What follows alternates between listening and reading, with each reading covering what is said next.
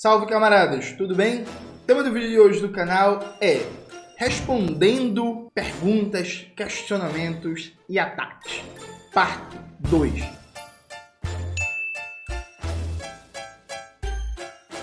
Antes de começar propriamente o tema do vídeo do canal, quero muito agradecer a você que ajuda a manter e melhorar nosso canal a partir do Apoia-se. Seu apoio é fundamental para a gente continuar o nosso trabalho. Se preferir, o Pix está aparecendo aqui como QR Code na tela do vídeo.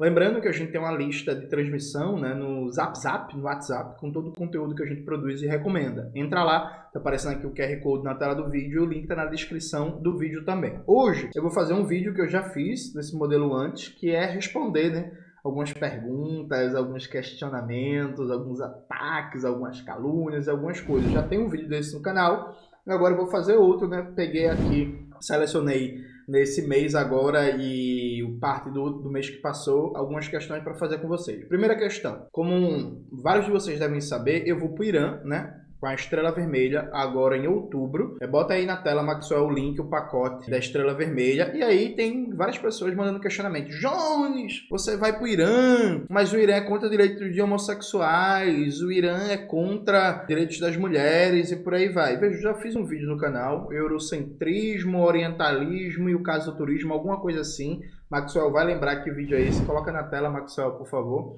Respondendo mais profundamente algumas questões. Mas assim, gente, de maneira bem rápida, veja, eu fui faz 20 dias para Bahia, né? A Bahia é o estado que a polícia mais mata no Brasil. Não é para ir para Bahia não, porque a polícia mata preto a rodo na Bahia. O fato de eu ter ido para Bahia significa eu concordar com o 5º governo petista, lá a polícia militar sair matando a rodo? É isso mesmo? Pô, eu não entendi assim, não entendi a lógica, sabe? Aí quer dizer que se eu fosse para a França seria um problema? A França, que 1/3 da população votou num partido fascista, que é contra negros e negras, que é contra judeus, que é contra imigrantes, que tem um projeto abertamente, Marine Le Pen tem um projeto abertamente fascista, é isso? Pode ir para a França não? Ou então, por tudo que a França fez e faz em termos de destruição colonial do mundo, se eu for para a França, isso significa que eu concordo com os genocídios que historicamente a França cometeu no Maghreb, é isso? No Norte da África, é isso?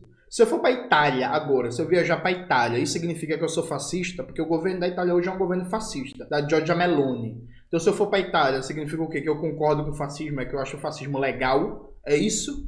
Assim, só para entender. Se eu for para os Estados Unidos, significa que eu concorde com o fato que os Estados Unidos impõem sanções a 1/3 de todos os países do mundo e é responsável por milhões de mortes e assassinatos? É isso mesmo?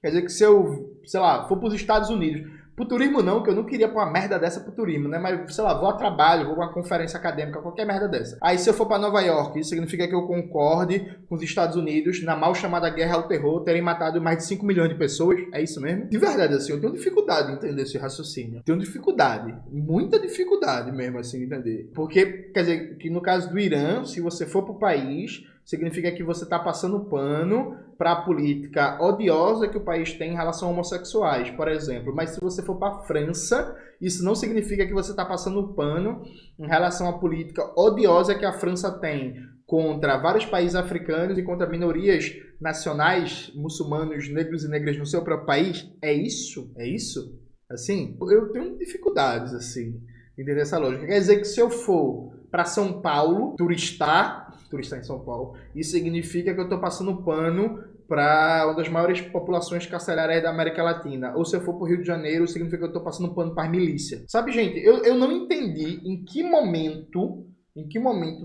da civilização humana fazer uma viagem de turismo para um país significa concordar com todas as suas mazelas, ou ir para o país significa necessariamente passar pano. Eu não consigo entender.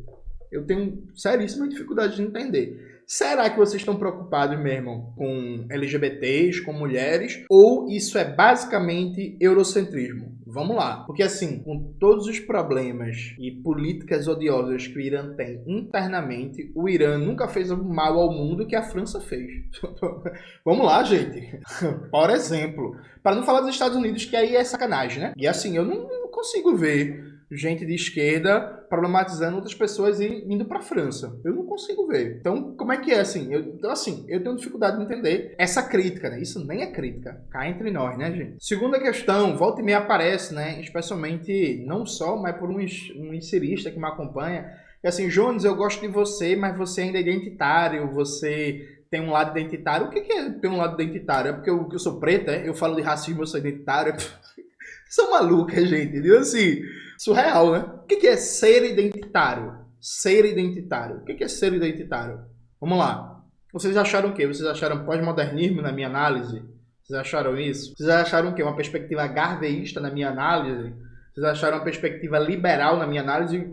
Sabe onde foi? Eu já falei várias vezes nas redes sociais que esse discurso de chamar de maneira indiscriminada, sem pressão teórica, tudo de identitário, identitarismo, de pauta identitária, virou escudo para ser racista, virou escudo para ser machista. Então você chega para uma pessoa negra e diz assim, fulano é identitário. Por que fulano é identitário?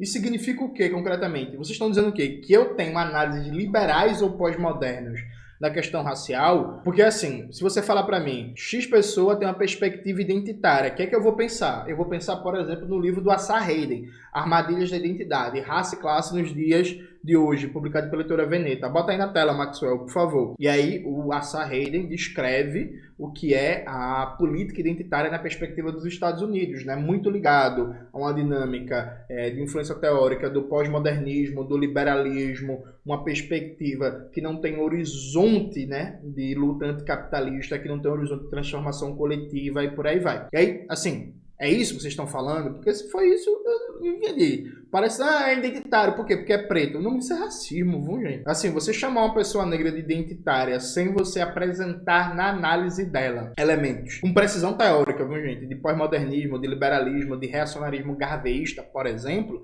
O nome disso é só racismo. Você está usando a palavra identitária como um xingamento. É como você... Isso é uma forma chique de você chamar o outro de macaco, né? Vamos lá? Não pode chamar de macaco porque dá problema. É identitário, sabe? Tipo, enfim, eu vou lançar um livro, A Negação do Brasil Negro, ensaios sobre Guerreiro Ramos e a Revolução Brasileira, que nesse livro, no último capítulo, vai ser quase que um pós-escrito sobre a polêmica do identitarismo no Brasil, em que, mais uma vez, eu vou colocar minha perspectiva de como é que eu leio esse uso impreciso, desleixado de termos como identitarismo, pautas identitárias e por aí vai, sabe? Então, é isso. Quando o livro chegar na praça, comprem. Vocês não vão se arrepender. Dito isso, eu sou organizador, junto com meu amigo Gabriel Landi, da coleção de livros hoje, que no âmbito do marxismo brasileiro deve ser uma de maior repercussão. Não sei se é de maior repercussão, talvez nem possa afirmar isso, mas assim, que é uma das de maior repercussão, isto é, eu conheço bem o universo das editoras de esquerda, que é a coleção Quebrando as Correntes, né?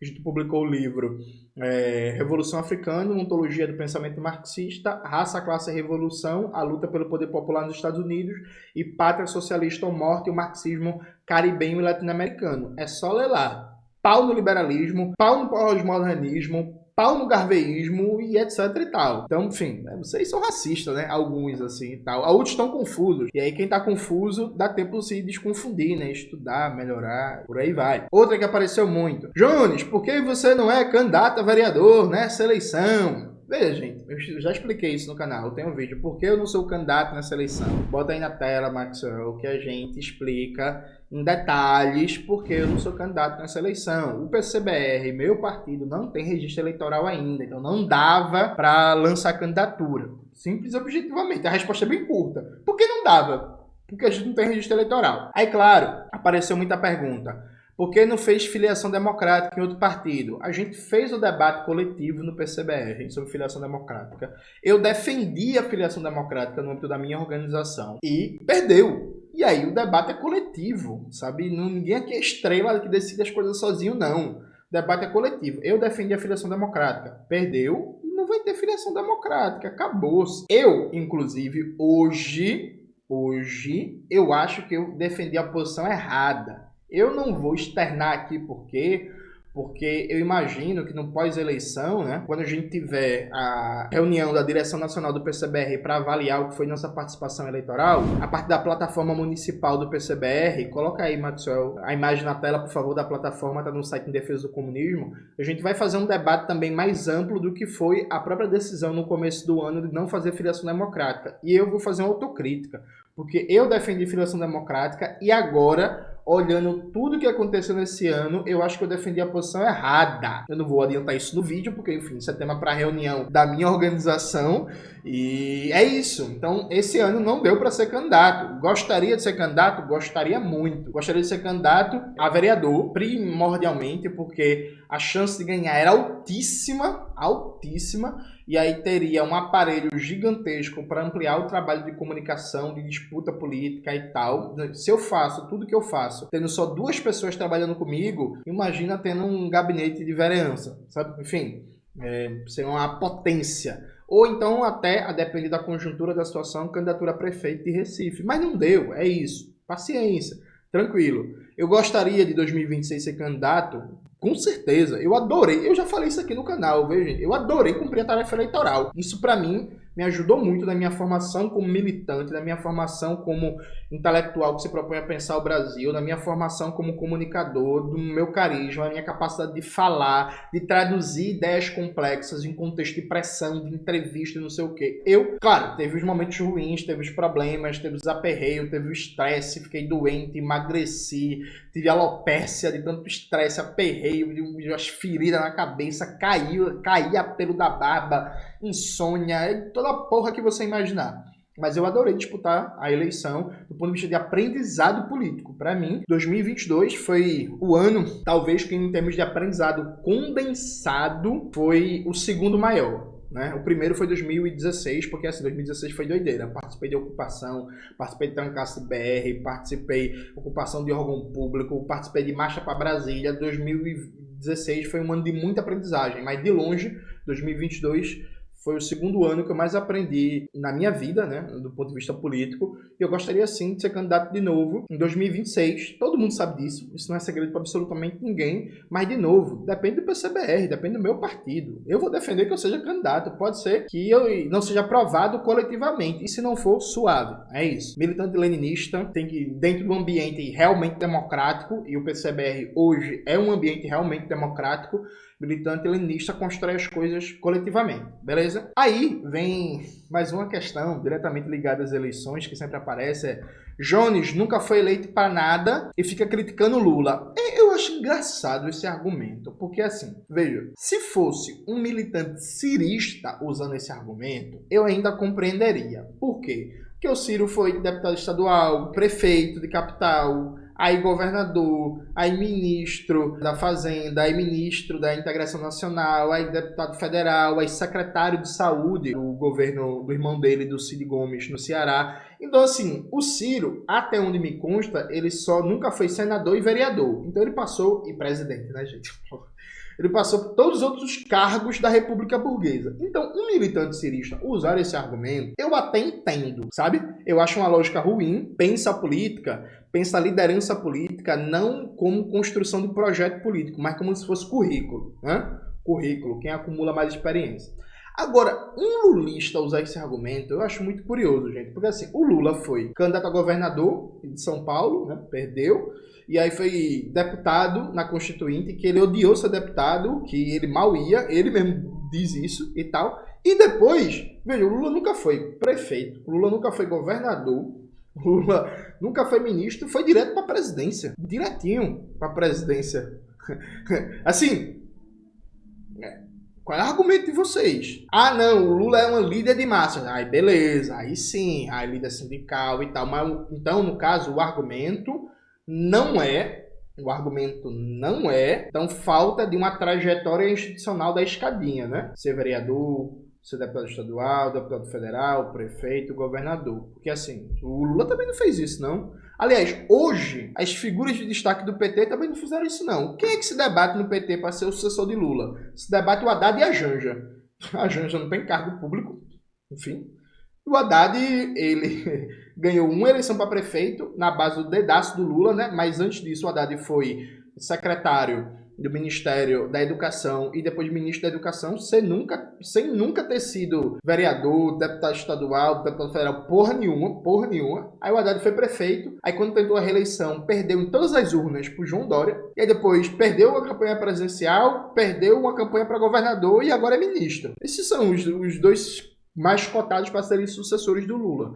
Sabe? Então esse argumento é meio estranho. Quando o Lula não quis se aliar com o Brizola e decidiu disputar a presidência em 89, o Brizola tinha sido, presta atenção, o Brizola tinha sido deputado estadual, deputado federal, secretário do governo do Rio Grande do Sul, prefeito de Porto Alegre, governador de Porto Alegre e governador do Rio de Janeiro. O Lula, do ponto de vista institucional, tinha sido só deputado e concorreu ao governo do estado e perdeu. Aí era por quê? Na base desse argumento de vocês, era pro Lula baixar a cabeça, né? E dizer assim, ei, Brizola, tu é foda, tu que tem experiência, eu vou me aliar a tu, você é teu vice, porque eu não tenho um currículo que tu tem. Sabe? Não faz sentido. Além disso, né? Além desse argumento ser incoerente com que é a própria história do Lula, sabe? O que é, inclusive, a própria história da Dilma, né?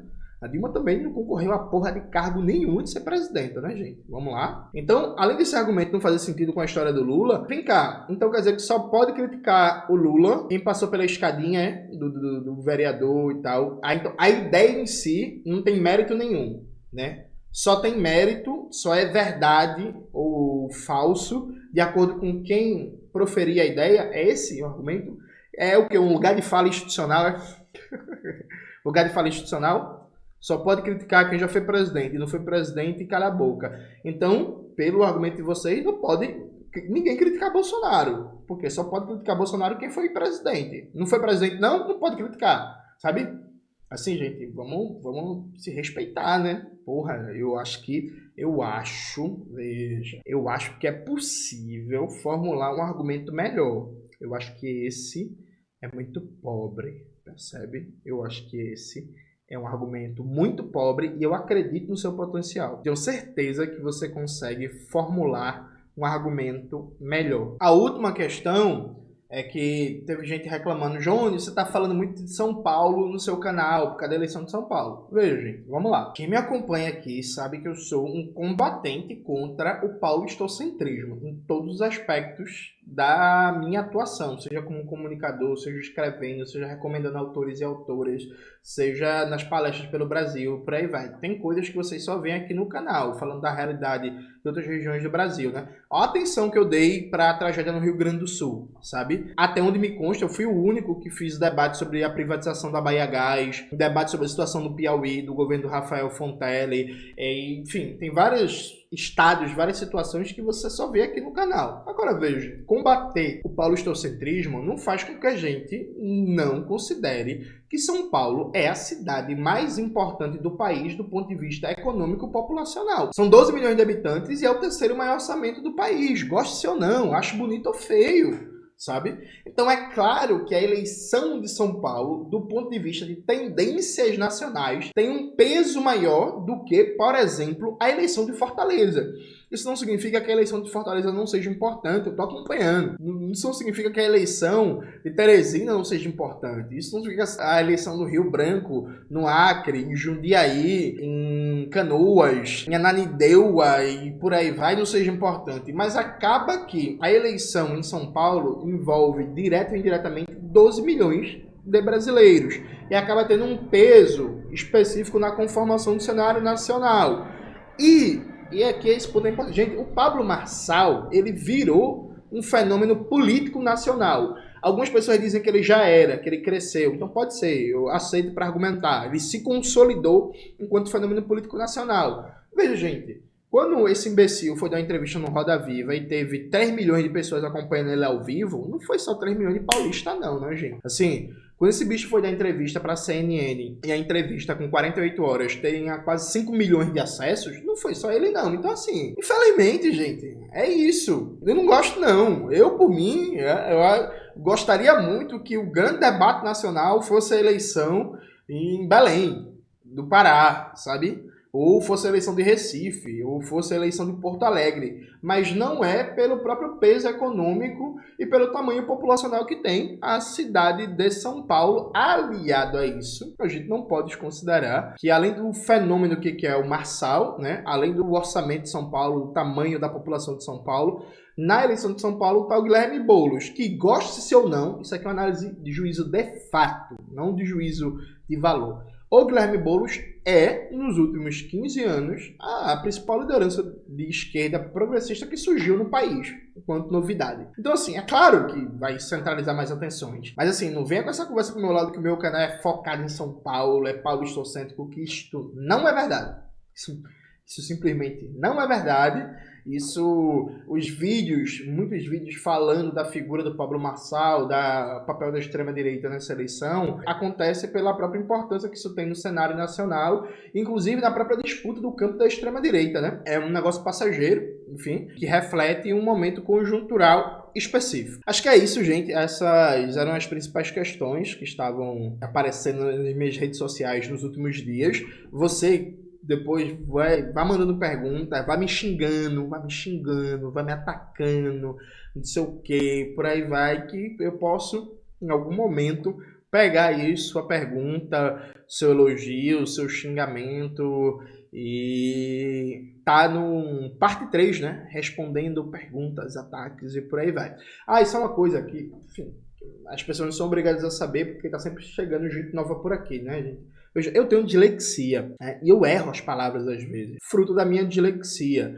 Então, sim, mesmo eu sendo um cara com uma porrada de livros escritos, estando no doutorado e tal, às vezes eu erro palavras por causa da dislexia. Então, assim, tudo certo, muita gente bem intencionada, preocupada, chega e fala assim: Jones, você pronunciou a palavra errada e tal. Eu sempre agradeço, presta atenção e tal. Algumas pessoas chegam assim: você vai perder a credibilidade, você falou uma palavra errada e por aí.